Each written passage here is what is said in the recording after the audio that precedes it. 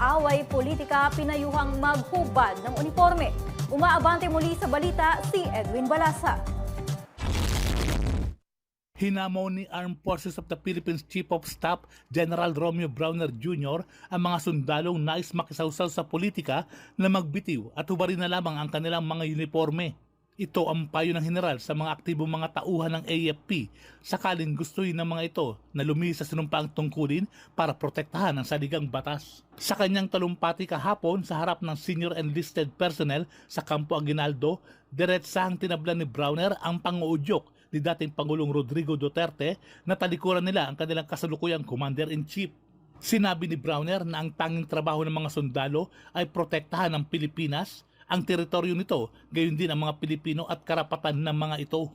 Binigyan din ng AFP Chief na walang puwang sa panahong ito ang mga pag-aaklas na isang aral na lamang ng nakalipas. Ako si Edwin Balasa ng Abante Radio, ito ang balitang mabilis, mabangis, walang mintis.